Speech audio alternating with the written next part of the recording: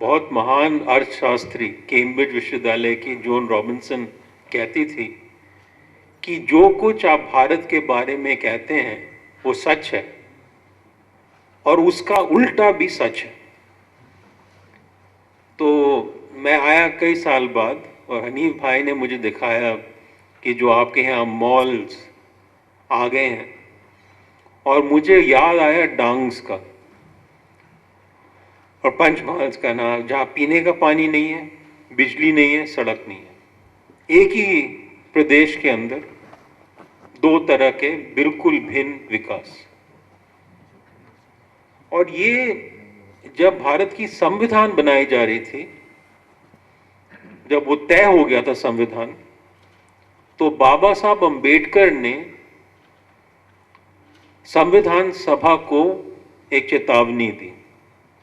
बाबा साहब ने कहा कि इस संविधान में हम राजनीतिक बराबरी लाए, मगर सामाजिक और आर्थिक बराबरी नहीं लाए।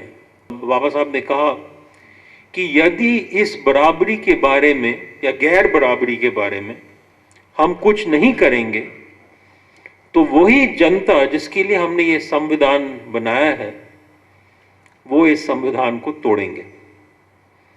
यदि हम आज के कुछ आंकड़े देखें तो हमारे लगभग 600 जिले हैं इस देश में। 600 में से करीब 140 जिले में माओवादी हैं। और क्यों है? क्योंकि घोर गरीबी है। छत्तीसगढ़ और सलवा जुडम के बारे में शायद आपने सुना होगा। वहां 1 लाख आदिवासियों को अपने गांव से, अपने जमीन से अलग किया गया। 60,000 आदिवासी रिलीफ कैंप्स में हैं, जहां उन बिल्कुल बेकार है, उनके लिए कोई रोजगार नहीं है। तो ये है भारत।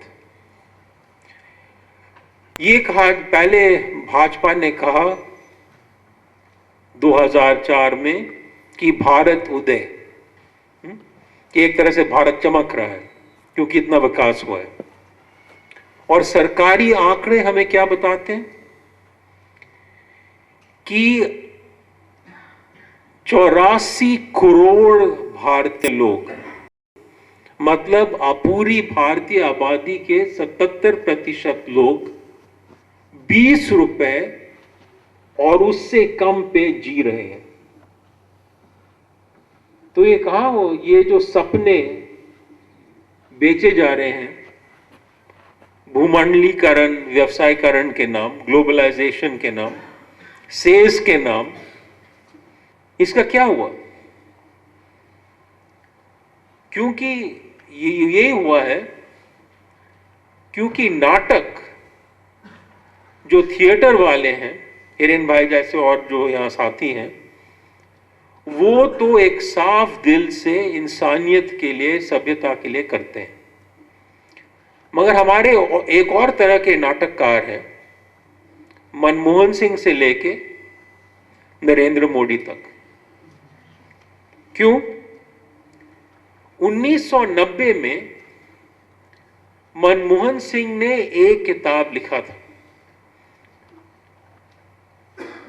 दक्षिण मतलब तीसरी दुनिया के लिए चुनौती। ये दक्षिण कमीशन के लिए लिखा था और उसके वो महासचिव थे। और उस किताब ने जो कुछ को बाद में भूमंडलीकरण बताया गया, उस सब की कड़ी आलोचना की और खूब सारे आंकड़े दिए और कहा कि अफ्रीका के लिए 1980 का दशक उल्टा विकास का था। ये उन्होंने लिख दिया। 1 साल के अंदर पूरे करवट लेके पलट गए और के बीन बजाने लगे कि हाँ, विदेशी पूंजी, भूमंडलीकरण। अच्छा, ये भी कहा गया और ये बहुत लोग मानते हैं कि नेहरू के जमाने में, खास तौर से 1956 और 1970-71 के बीच में, इंदिरा गांधी के भी कुछ समय में, एक समाजवादी आर्थिक नीति थी जिसके कारण भारत बढ़ नहीं सका। मगर यह जो सरकारी रपट थे, एसपी महानलोबिस, जिनको दूसरा पंची योजना बनाने में काफी हाथ था, उसकी रिपोर्ट, जो मोनोपोलीज इंक्वायरी कमीशन की रिपोर्ट थी, जो आर्थिक नीतियों पे बाकी रिपोर्ट थे, उन सब ने दिखाया कि जो बड़े उद्योगपति थे उनकी बढ़त ज्यादा हुई और छोटे उद्योगों को, मध्यम उद्योगों को ज्यादातर नुकसान हुआ। यह भी हुआ कि विदेशी पूंजी डट के आई, मगर घूंघट पहन के। तो नाम एक विदेशी कंपनी का था हिंदुस्तान लीवर, कि वो मतलब देशी कंपनी है। अब आप टीवी पे देखते होंगे बहुत सारे एडवर्टाइजमेंट आते हैं, बाद में लिखा होता है यूनिलीवर, वो है उनका अंतर्राष्ट्रीय नाम। और ये यहां तक था कि जो सारी पूंजी सरकार ने दी उद्योग के लिए, उसमें से 52.5% केवल ये बड़े उद्योगों को गए। तो रही बात समाजवाद की, ये कोई समाजवादी नीति नहीं थी, और इसका ही जिक्र किया था बाबा साहब अम्बेडकर ने कि आप राजनीतिक बराबरी लाएंगे, मगर यदि आर्थिक ढांचे के बारे में और समाज के ढांचे के बारे में कुछ नहीं करेंगे तो नुकसान होगा। हमें एक और चेतावनी मिली थी आजादी के वक्त। मुस्लिम लीग ने कहा था कि 2 राष्ट्र होंगे। क्यों? क्योंकि 2 मजहब हैं तो 2 राष्ट्र होंगे। एक मुसलमान देश अलग होगा पाकिस्तान, और एक हिंदू देश अलग होगा भारत। उस समय ही एक काफी मानवा हिंदू क्रांतिकारी था, विनायक दामोदर सावरकर, जिसको वीर सावरकर कहते हैं। मैं वो शब्द इस्तेमाल नहीं कर रहा हूं वीर, क्योंकि इसने अंग्रेजों से माफी मांगा और सब कुछ, जो वीरता का कोई खास निशाना नहीं है। सावरकर ने कहा कि सिर्फ वो लोग असली भारतीय हैं, हिंदुस्तानी हैं, जिनका पितृभू भी ये हो, मतलब वो पैदा यहां हो, उनके परिवार यहां से हो, और उनका पुण्य भू भी यही हो, मतलब उनके सारे मंदिर मस्जिद वगैरह जो उनके जहां वो प्रार्थना करते हैं, जहां की वो पूजा करते हैं, वो सब भारत के अंदर हो। उसका मतलब कि जो मुसलमान हैं, जो मक्का, मदीना, जेरूसलम इत्यादि को मानते हैं, वो भारतीय नहीं है। उसी समय 1925 में राष्ट्रीय स्वयंसेवक संघ बना, और जो राष्ट्रीय स्वयंसेवक संघ के दूसरे सरसंचालक थे गोवालकर हिटलर, जो जर्मनी में फाशीवादी नेता थे, उसके प्रशंसक थे। और उनने उनकी प्रशंसा में यह भी लिखा कि जो यहूदियों का मामला था जर्मनी में, उसको हिटलर ने सही ढंग से संभाल लिया। और अब हमें पता चला है कि उसी समय इटली में जो फैशिस्ट नेता था बेनिटो मुसोलिनी, उससे डॉक्टर मूंजे के साथ एक आरएसएस की गुट गई थी मिलने के लिए, उनसे सीखने के लिए। ठीक है, तो अब भारत की शुरुआत कैसे हुई? एक तरह से 2 कामों में बटी हुई। एक, बहुत सारे मुसलमान चले गए, भयंकर दंगे हुए, लाखों लोग मरे, तो सांप्रदायिकता में इस देश ने अपना जन्म लिया। दूसरा कि अमीरी और गरीब में भी यह संविधान ज्यादातर अमीरों का था। जब चुनाव हुए तो जो लोग थे, नागरिक थे जो वोट दे सकते थे, वो करीब केवल 16 से 18% थे आबादी के। उनके पास जमीन होना चाहिए या टैक्स का रिसीट होना चाहिए, ऐसे कुछ ये प्रावधान थे। तो आप यदि हमारे संविधान को देखें, उसमें संशोधन हो गया था 1976 में और फिर 78 में। एक ही मौलिक अधिकार था जो आर्थिक अधिकार था, और वो मौलिक अधिकार था पूंजी का। जो रोजगार का अधिकार था, महिलाओं और मर्दों का बराबरी का अधिकार था,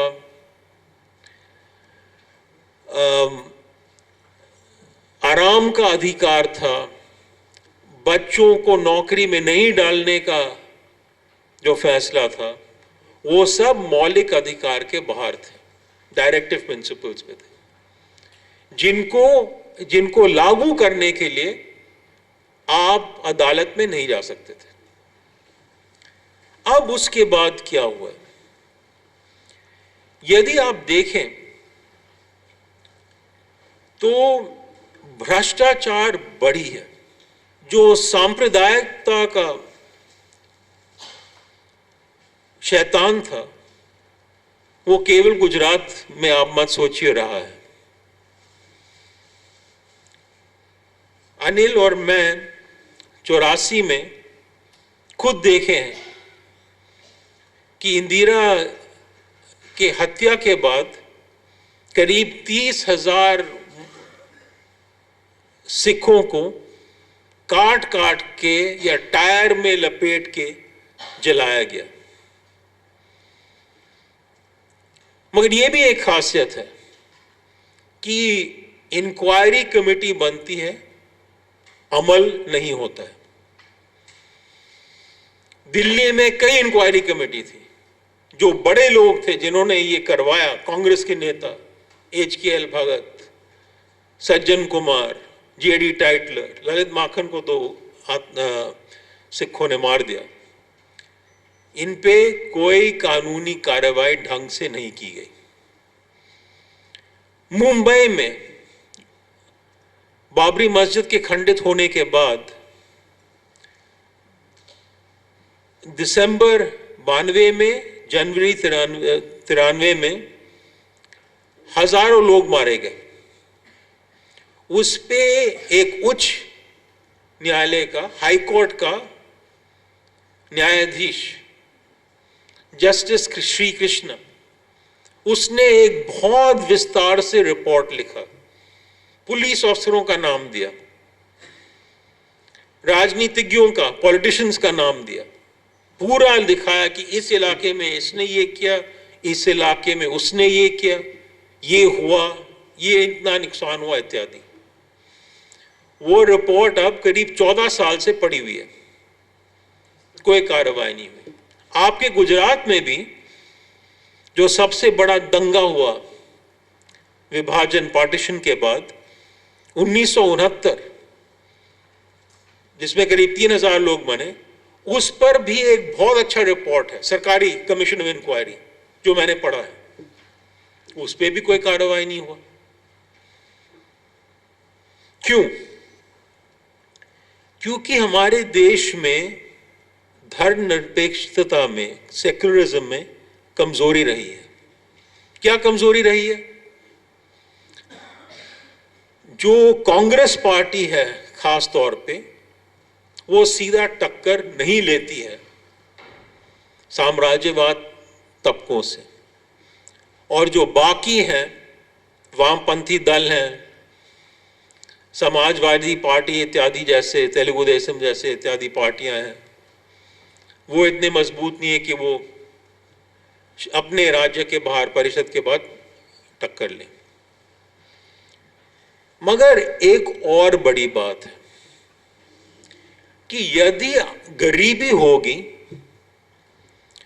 और लोगों को शिक्षा ढंग का नहीं मिलेगा, कि जिस तरह के राज्य सरकार, जैसे ये सरकार है, वो अपने शिक्षा की किताब में, स्कूल के शिक्षा की किताब में मुसलमान को अलग दिखाएं, ये दिखाएं कि 1957 से लेके आजादी तक जो लड़ने वाले थे वो सारे हिंदू थे। टीपू सुल्तान का नाम नहीं ले, अशफाकुल्ला का नाम नहीं ले, सारे नाम ना ले। तो ये लोगों की जो मानसिक समझ है वो आसानी से सांप्रदायिकता की तरफ चली जाती है, क्योंकि इन लोगों को भारत की इंसानियत के बारे में कोई ज्ञान नहीं दिया गया। इसमें नाटक का, थिएटर का बहुत अहम रोल है। अब मैं कुछ इस लड़ाई के बारे में कहना चाहता हूं, बट इससे पहले मैं आपको उदाहरण देना चाहता हूं जिसमें आप आराम से देख सकते हैं कि जो मैं कह रहा हूं वो ठीक है कि नहीं। अब मुझे पता है कि अंग्रेजी अखबारों में रविवार को, संडे को शादी के एडवर्टाइजमेंट्स आते हैं। पता नहीं आपकी गुजराती हिंदी अखबारों में कब आते हैं। उनको आप पढ़िए। एनआरआई होंगे, विदेश में काम करते हुए हिंदुस्तानी, सब कहेंगे कि जो होने वाली पत्नी है वो गोरी होनी चाहिए। गोरी क्यों? क्योंकि जो ऊपरी जाति के लोग हैं जैसे ब्राह्मण, उनके बारे में सोच है कि वो गोरे हैं। मेरे रंग के लोग तो अक्सर दलित ही होते हैं उनके दिमाग में। और फिर ये कहा जाएगा, इशारा दिया जाएगा कि आप अपना जो हॉरोस्कोप है, जो पंडित ने आपके बारे में, आपका भविष्य के बारे में लिखा है, उसका भी एक कॉपी भेज दें। उसका मतलब दहेज। तो वो दहेज भी लेंगे, वो जाति भी देखेंगे, और मगर पढ़े हुए हैं, कंप्यूटर जानने वाले हैं, डॉक्टर हैं, आर्किटेक्ट हैं, इस तरह के लोग हैं। तो एक जगह में तो आगे हैं, मगर जो समझ है वो इंसानियत वाली समझ या वैज्ञानिक समझ नहीं है। और ये इस देश की खासियत हो गई है। अभी सच्चर कमेटी का रिपोर्ट आया, जस्टिस सच्चर का, जिसमें यह दिखाया हुआ कि मुसलमान बहुत पिछड़े हैं और कुछ इलाकों में दलित से भी पिछड़े हैं, क्योंकि दलितों को सालों से आरक्षण मिला है नौकरियों में, मुसलमानों को नहीं मिला। और जो निजी उद्योग हैं, आप देखिए बिरला कंपनियों के मास्टर रोल, उसमें एक भी मुसलमान नहीं मिलेगा। जो बिरला परिवार की कंपनियां हैं, मुसलमान को वो नहीं लेंगे। और ऐसे काफी उद्योगपति, प्रधानमंत्री मुसलमान को बनना या चीफ ऑफ स्टाफ फौज का बनना, वो भी नामुमकिन है। हमारे एयरफोर्स के चीफ मुसलमान रहे, बट आर्मी के नहीं। जो खुफिया एजेंसी है जैसे RAW, इंटेलिजेंस ब्यूरो, उसमें मुसलमान बहुत कम है। तो एक धर्मनिरपेक्ष देश में छुपे रूप से सांप्रदायिकता है। अब यदि ये देश इस तरह से धर्मनिरपेक्षता करेगा तो नरेंद्र मोदी या लाल कृष्ण आडवाणी को क्या दिक्कत है? कि वो अंदर से खोखला है तो उनके खिलाफ आंदोलन करने। आपने देखा इस बार ना, कांग्रेस गोवर्धन जडाफिया को साथ ले गई चुनाव में और फिर कहा मौत के सौदागर। तो गोवर्धन जडाफिया क्या था, क्या है? तो ये जो कमजोर धर्मनिरपेक्षता है, इसका भी नुकसान है। अब ये दो खतरे साथ मिल गए, एक सांप्रदायिकता और कमजोर धर्मनिरपेक्षता, और दूसरे तरफ एक पूंजीवाद जिसके आंख हमेशा पश्चिम की तरफ है कि जो अमेरिकन कर रहे हैं वो ठीक है। अब तीसरी दुनिया में जो सबसे बड़ा देश है जो सेज लाया था, चीन अब सेज पे आलोचना कर रहा है और कहा कि उनका जो सबसे बड़ा सेज था शेंजेन, उसमें जो मजदूर थे उनके काफी हक छीने गए और उससे प्रदूषण भी बहुत हुआ, पर्यावरण को नुकसान हुआ। और कितने हैं सेज चीन में? करीब 10। और कितने सेज हैं भारत में? 240 उन्होंने मान लिए, 240। और जब गोवा में लोगों ने आंदोलन किया, जनता ने आंदोलन किया, तो कांग्रेस के मुख्यमंत्री को मानना पड़ा कि हम गोवा में सेज नहीं चाहते। और फिर वित्त सचिव, मंत्री नहीं, वित्त सचिव मुख्यमंत्री को जवाब दे रहा है कि आप सेज नहीं हटा सकते, ये केंद्रीय कानून है। जो मान लिया तो आप इनके साथ आप फंस गए। यदि हम ये देखें कि ये माल्स वगैरह के साथ क्या होगा, जैसे एक उद्योगपति रिलायंस ने रिलायंस फ्रेश की दुकान खोलनी है सब्जी के लिए। अब मैंने देखा है कि रांची में उस पे जो आम सब्जी बेचने वाले थे उन लोगों ने पथराव किया और वहां लोग आगे फौजी और पैरामिलिट्री वाले, सीआरपीएफ वाले और पुलिस वाले उसकी रक्षा करने के लिए। मगर जो भी देश को आप लें, अब अमेरिका को लीजिए, यूरोप को लीजिए, अमेरिका जो डॉलर था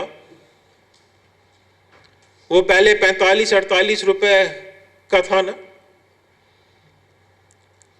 अब 39 का क्यों हो गया? जो उनकी आर्थिक स्थिति है वो ऐसे क्यों हो गए कि लाखों लोगों को डर है कि वो अपने घर गंवा देंगे, कि जो घर क्या उनको देना होगा मॉर्गेज का किश्त वो नहीं दे पाएंगे। यूरोप में हालत खराब है। यही भूमंडलीकरण से क्या होता है कि पूंजी कुछ चंद हाथों में इकट्ठा हो जाता है। जो आम लोग हैं उनके पास पूंजी, तनख्वाह कम हो जाती है। जब उनकी तनख्वाह या पूंजी कम हो जाती है तो बाजार भी घट जाती है, क्योंकि जब लोगों के पास पैसे नहीं है खरीदने के लिए तो बाजार भी घट जाएगी। जब बाजार घट जाती है तो जो बड़े उद्योगपति हैं वो अपना माल किसको बेचेंगे? इसीलिए आर्थिक संकट बढ़ रहे हैं। और जो समझ है, इस समझ को जो अखबार फैला रहे हैं, टीवी फैला रहे हैं, उनकी भी आप देखिए उनका मालिक कौन है? टाइम्स ऑफ इंडिया, नव भारत टाइम्स, साहू जैन उद्योगपति। हिंदुस्तान टाइम्स, बिरला उद्योगपति।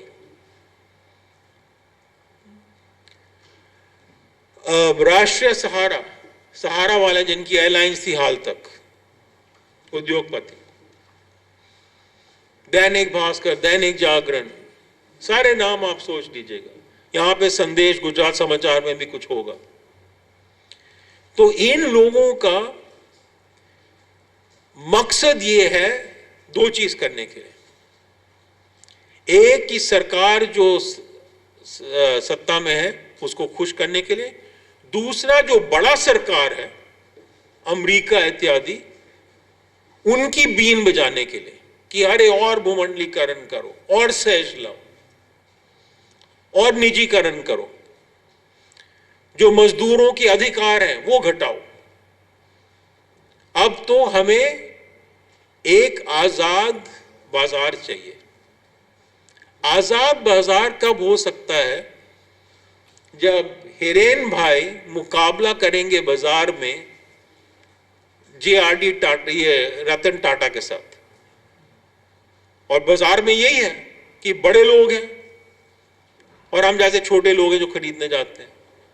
तो ये कहना कि बाजार आजाद है ये गलत है, क्योंकि जब बाजार में बहुराष्ट्रीय कंपनी है और बहुत बड़ी कंपनियां हैं तो उसका मुकाबला हम लोग नहीं कर सकते। आखिर में मैं ये कहना चाहता हूं कि हमारी बहुत लंबी लड़ाई है, इंसानियत की लड़ाई। क्यों हम सांप्रदायिकता के खिलाफ लड़ रहे हैं, हम साम्राज्यवाद के खिलाफ लड़ रहे हैं जो हमें आर्थिक भूमंडलीकरण से गुलामी चाह रहे हैं, हमें जो ये न्यूक्लियर डील है, ये परमाणु करार, उसका भी मैं उस पर ज्यादा नहीं कहना चाहता, पर वो भी केवल परमाणु करार नहीं है। उसमें ये लिखा हुआ है कि जो भारतीय विदेश नीति है उसको अमेरिकी विदेश नीति के जैसे होना चाहिए। उससे आप मतलब समझ लीजिए, एक देश जो गुट निरपेक्षता की बात करती थी, जिसने तीसरी दुनिया को संगठित किया और देशों के साथ पंचशील का फैलाया, वो अब अमेरिका के सामने हाथ जोड़ रहा है। तो इसके खिलाफ भी लड़ना होगा और हमें एक नए ढांचे के लिए लड़ना होगा जो बेशक पूंजीवादी हो, मगर जो लोगों के आर्थिक, राजनीतिक, सांस्कृतिक हक है उसके लिए लड़ें। और आप लोग जो यहां हैं नौजवान, ये ज्यादातर आपकी लड़ाई होगी। हम तो रहेंगे, बट 10, 20, 15 साल बाद हम उतना नहीं लड़ सकेंगे जैसे आप। और जो बहुमत है इस देश में वो आप लोगों की है जो 35 साल के कम उम्र के हैं। उस लड़ाई में मुझे लगता है कि सबको इकट्ठा करना होगा। जो भी मतभेद अलग चीज में होंगे, मगर उसका एक बहुत बड़ा एक अलायंस बनाना होगा। एक संगठन नहीं, बहुत सारे संगठनों को साथ लेके इसमें लड़ना होगा। आप लोगों ने इंद्रधनुष देखा है, इंद्रधनुष में बहुत अलग अलग रंग है। जो ये गठबंधन होगा इसमें भी बहुत अलग अलग रंग होंगे। शांति आंदोलन के लोग होंगे, महिला आंदोलन के लोग होंगे, दलित आंदोलन के लोग होंगे, ओबीसी आंदोलन के लोग होंगे, मजदूर होंगे, किसान होंगे, मध्यम वर्ग के लोग होंगे, नाटककार होंगे, लेखक होंगे, अध्यापक होंगे, डॉक्टर होंगे, इंजीनियर होंगे, सब होंगे। क्योंकि जिस दुश्मन के साथ हम लड़ रहे हैं, यदि अमेरिका और उसकी तरह की पूंजीवाद हो या संघ परिवार हो, संघ गिरोह हो, इनके पास पैसों की कमी नहीं है।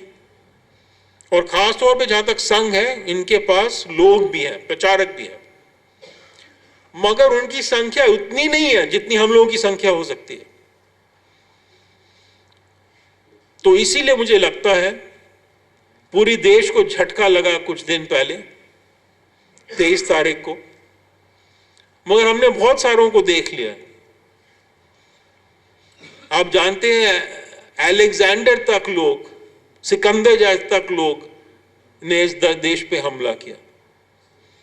अब हमला अंदर से भी हो रहा है, और उस हमला का यदि हम इस रेनबो कोलिशन को बनाए, इंद्रधनुष को बनाए, और जो भूमंडलीकरण की असलियत है, सेस की असलियत है, सांप्रदाय की असलियत है, धर्मनिरपेक्ष गुटों की कमजोरी की असलियत है, और आम लोगों की जीवन की जो असलियत है, यदि हम इंसानियत और इंसाफ और शांति को लेके लड़ें और इस तरह के इंद्रधनुष बनाएं, तो मुझे उम्मीद है कि हम होंगे कामयाब। धन्यवाद। सर, अभी आपने रेनबो कोलिशन की बात करी, आपने संघ का भी उदाहरण दिया। सर, उन लोगों के पास या दूसरे जो भी है संघ या संघ के जैसे, उन सबके पास एक थॉट रहता है, एक विचार रहता है, जिसके ऊपर से वो लोगों को अट्रैक्ट करते हैं। आपने 3 लोगों की बात की, डॉक्टर्स होने चाहिए, इंजीनियर्स होने चाहिए, दलित होने चाहिए, मध्यम वर्गीय होने चाहिए, सब लोग होने चाहिए, मगर उनके पास जो लोग हैं वो भी यहीं इसी ग्रुप से जाते हैं। और हमें अगर इन सब लोगों को इकट्ठा करना है तो हम ऐसा कौन सा विचार रखेंगे कि सब लोग अपने अपने अंदरूनी जो मामले हैं वो छोड़ के इसके लिए आगे आए, इकट्ठा है। उन लोगों के पास कुछ है, हिंदुत्व है या राष्ट्रवाद, उनका कहा जाने वाला राष्ट्रवाद भी है। हमारे पास ऐसा क्या है जिसके बलबूते हम आगे आए और एकजुट होकर? आंकड़े तो ये हैं कि कम से कम हमारे देश में 4000 समूह हैं, जो धर्म के आधार पे, जाति के आधार पे, भाषा के आधार पे, क्षेत्र के आधार पे अलग अलग हैं। 4000 समूह। और अब जब सोवियत संघ नहीं रहा, इस तरह से भिन्न देश कोई और देश नहीं है। तो यदि हम राष्ट्रवाद चाहते हैं तो वो राष्ट्रवाद को रेनबो कोलिशन ही होना होगा, असली राष्ट्रवाद। और हमें ये कहना चाहिए संघियों को कि जब स्वतंत्र संग्राम थी, जब आजादी की लड़ाई थी, आप तो अंग्रेज के साथ थे। जनसंघ को बनाने वाला श्यामा प्रसाद मुखर्जी वाइस रॉय के एडवाइजरी काउंसिल में था 42 में। और जो पहले जबरदस्त हत्या हुआ, जो जबरदस्त चोट पहुंची भारत को जनवरी 48 में नाथूराम गोडसे द्वारा, उसके पीछे भी संघ परिवार थे। जो गोपाल गोडसे जेल से छूटे तो उनके लिए लड्डू बांटे आरएसएस वालों ने। और गांधी तो आप जानते, इसी धरती के हैं, इसी मिट्टी के, इसी शहर के पास के हैं। तो वो राष्ट्रवाद असली राष्ट्रवाद नहीं है। हाँ, आसान होता है कि यदि आप बहुत सरल विचारधारा बना ले कि हमारा एक ही दुश्मन है, वो मुसलमान है। पर मुसलमान यहां हजारों साल से रहे हैं, 1000 से ज्यादा साल से रहे हैं। उनकी आबादी करीब 12-13 करोड़ है। वो तो कहीं जाने वाले हैं नहीं। जिनको पाकिस्तान जाना था वो चले गए। और यदि इस राष्ट्रवाद को मजबूत होना है तो जो फौज पे खर्चा है और जो सेना पे खर्चा है और सैनिक हथियारों पे खर्चा है, वो घटाना होगा। तो फिर वो पैसे हम सामाजिक क्षेत्र में डाल सकेंगे। तो उसके लिए हमारा दूसरे तरह का राष्ट्रवाद चाहिए, जो फौजीकरण नहीं चाहता है और जो सब लोगों को लेता है और जोड़ता है। और उसमें ये बेशक हो कि लोग अलग अलग समय समझे। आखिर में जो हमारा हाथ है उसमें 5 में से कोई उंगली बराबर नहीं है। यदि एक उंगली चला जाए तो हाथ कमजोर हो जाता है।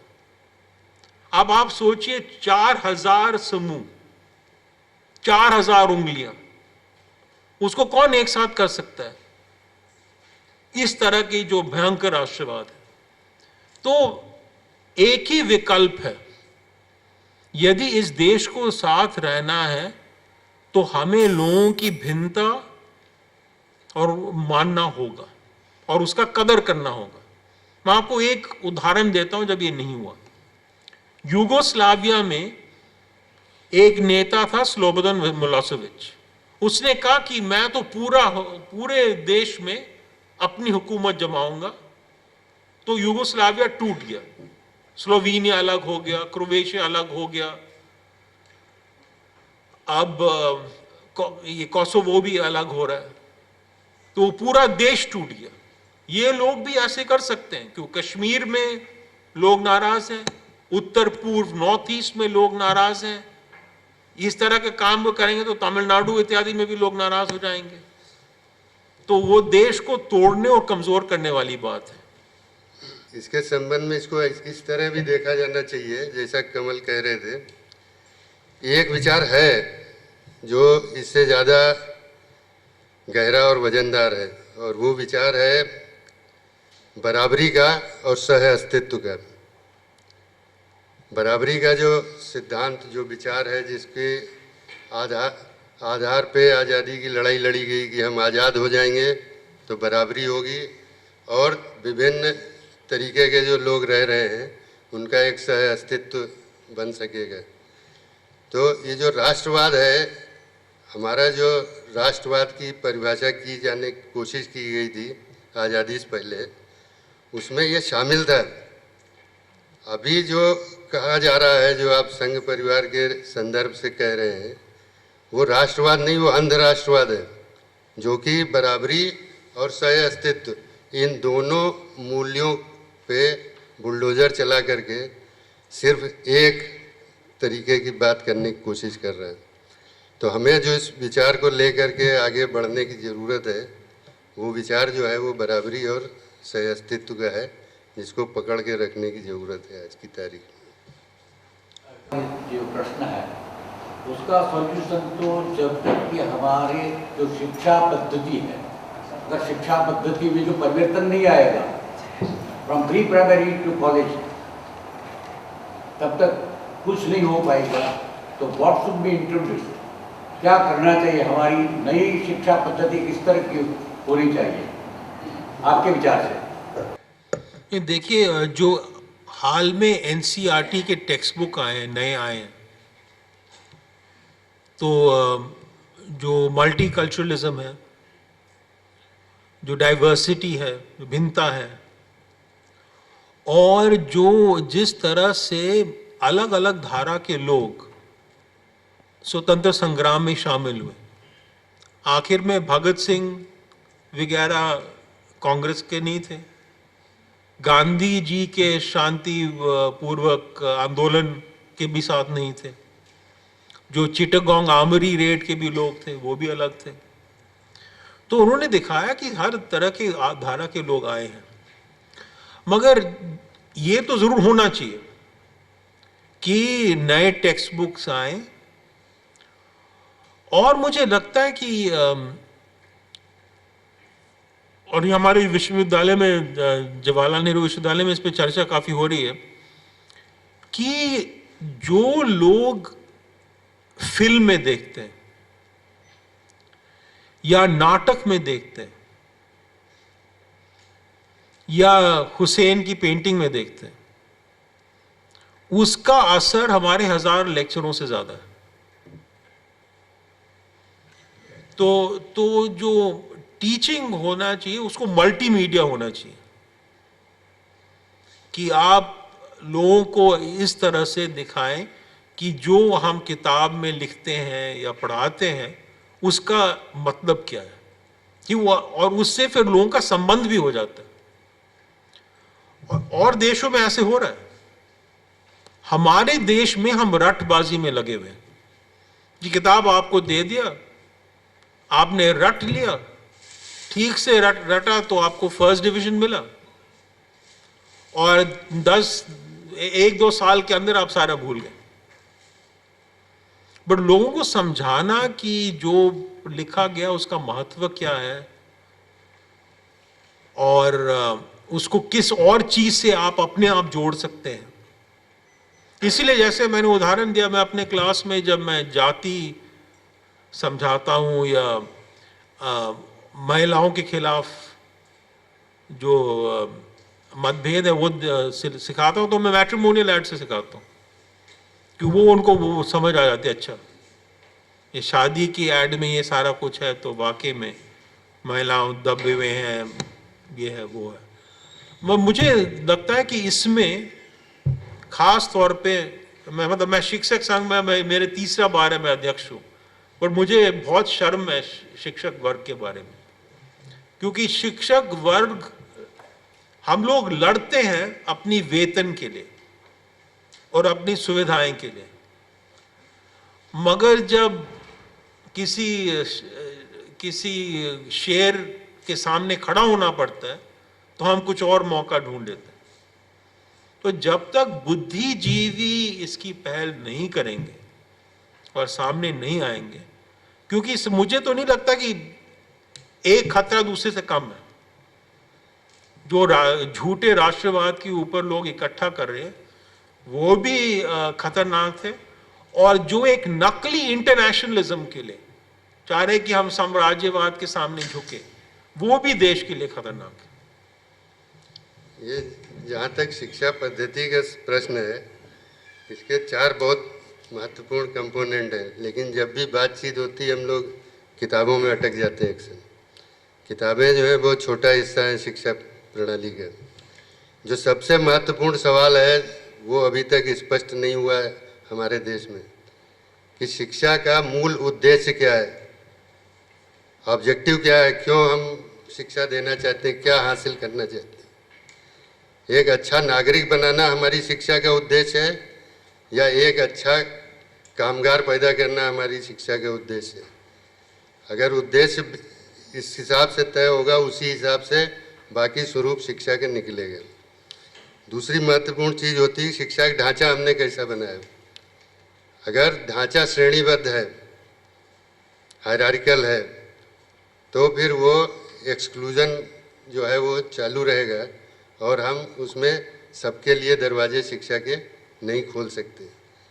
तीसरी चीज़ विषय वस्तु की होती है, जो कि इन 2 से तय होगी कि ऑब्जेक्टिव अगर हमारा अच्छा नागरिक बनाना है तो विषय वस्तु जो है, कंटेंट जो है एजुकेशन का, वो उससे इमर्ज करेगा, और अगर कामगार बनाना है तो फिर उससे इमर्ज करेगा। और लास्ट सवाल जो है जिसके ऊपर बहस अब बिल्कुल बंद है, जब हम स्कूल पास कर रहे थे तो उस टाइम थोड़ी बहस थी कि इसका माध्यम क्या होना चाहिए शिक्षा का, लैंग्वेज। आज ये बहस है ही नहीं बिल्कुल। आज जो है वो प्री प्राइमरी से ही जो है अंग्रेजी में ही शिक्षा दिए जाने की बात की जा रही है।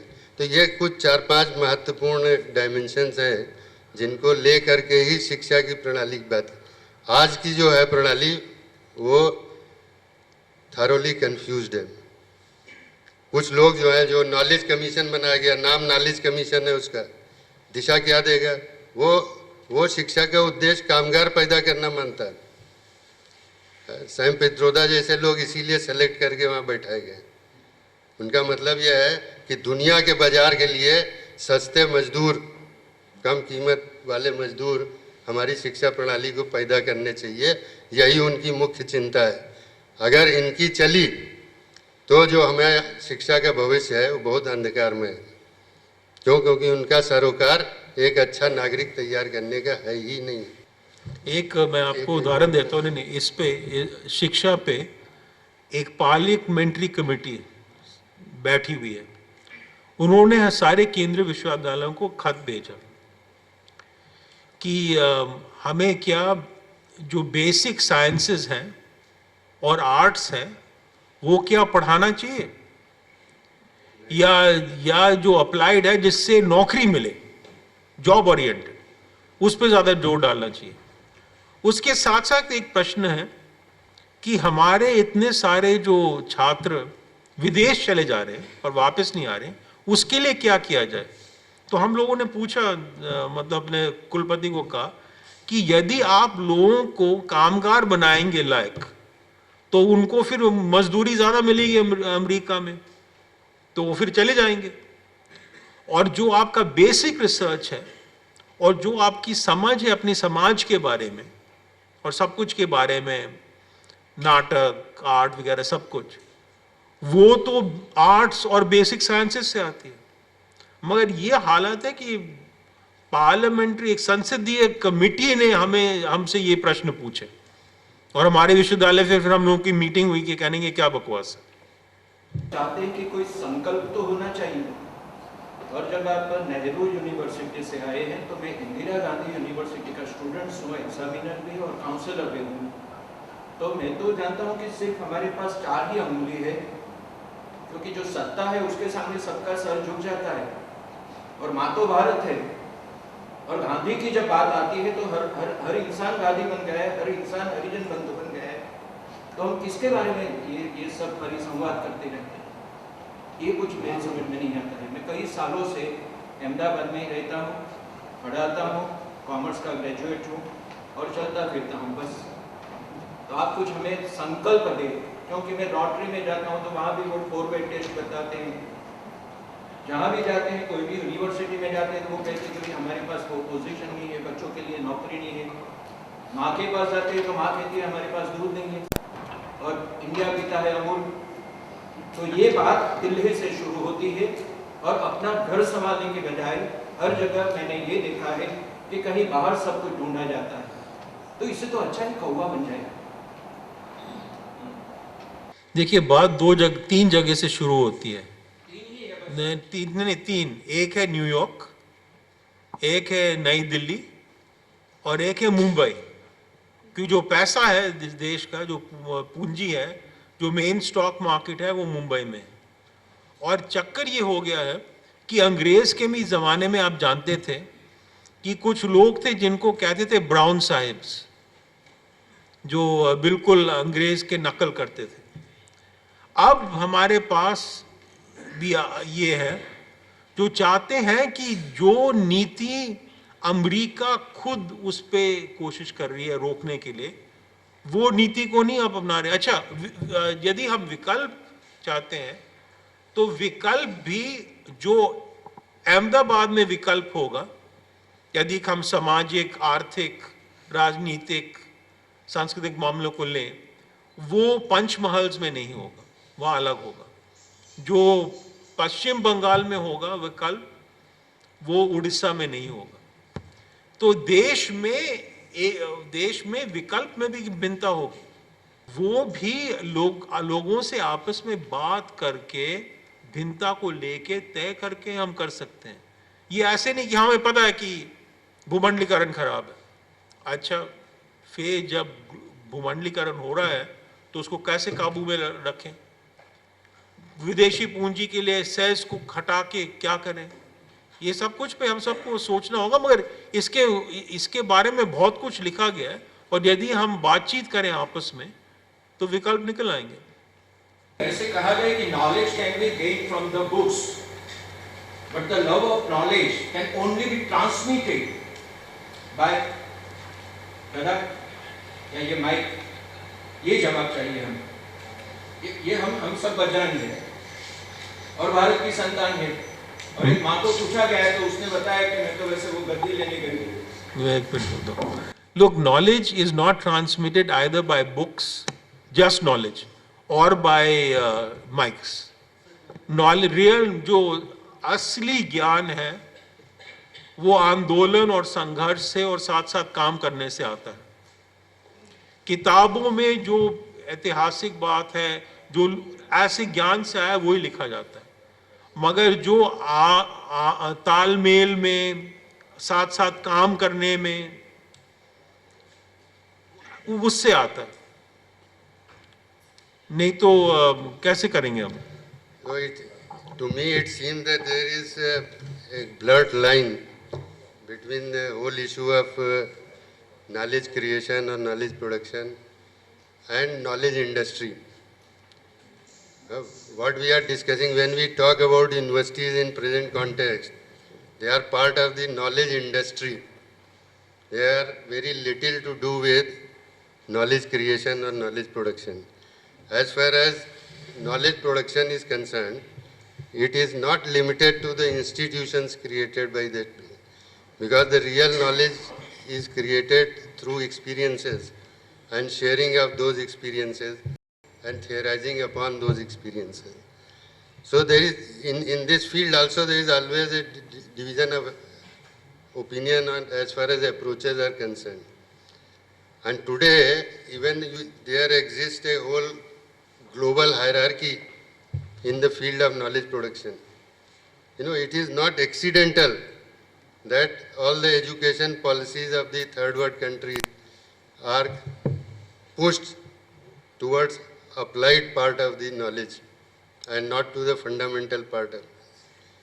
It's a hierarchy which got created that the fundamental research will only take place where the big money is.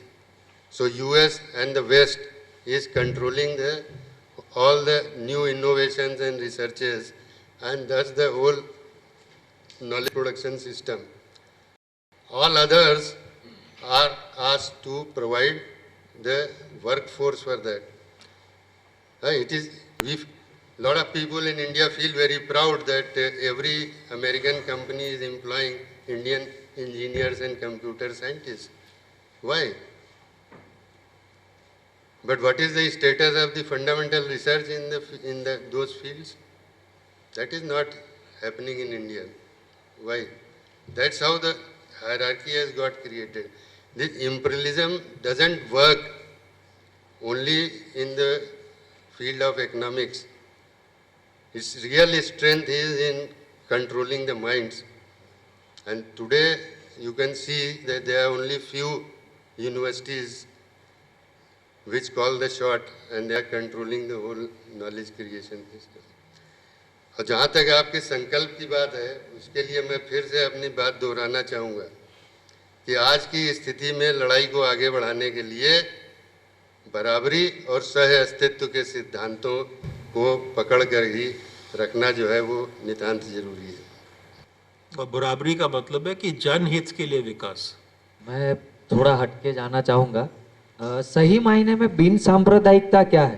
क्योंकि कुछ लोग द्वारा ये सवाल उठाए जाते हैं कि हम जैसे यानी बुद्धिजीवी लोग मुस्लिमों के प्रति सॉफ्ट कॉर्नर रहते हैं या दलितों के प्रति, उसी को बिन सांप्रदायिकता कहते हैं। आप उन लोगों को क्या जवाब देना चाहेंगे? और एक बात है कि आपने बताया कि भाषा भी, पढ़ाई की भाषा भी एक होनी चाहिए, तो प्रांत में अलग अलग भाषाएं बोली जाएंगी और ज़्यादातर लोग ऐसे हैं जो कम पढ़े लिखे हैं, तो वो भी अपनी प्रांतीय भाषा में ही समझेंगे बात। तो सही मायने में अभी आप भी इनके साथ इंग्लिश में बातें कर रहे थे, आधे से ज़्यादा कुछ नहीं समझे होंगे इस बात को, तो क्या होना चाहिए मायने में वो बात? अच्छा, जहाँ तक बात ये है कि जो सांप्रदायिक लोग हैं वो सॉफ्ट नहीं कहते, वो कहते हैं अपीजमेंट, कि मुसलमानों के सामने तुष्टीकरण, और वो कहते हैं कि उनके लिए बहुत ज़्यादा किया जा रहा है। जो आंकड़े हैं, अभी सच्चर कमीशन की रिपोर्ट आई है, मुस्लिम बहुत पिछड़े हुए हैं, मगर जैसे IAS, IPS जैसे नौकरियां हैं उनमें 3% जिनकी आबादी 12% से ज़्यादा है। दलित के बारे में ये है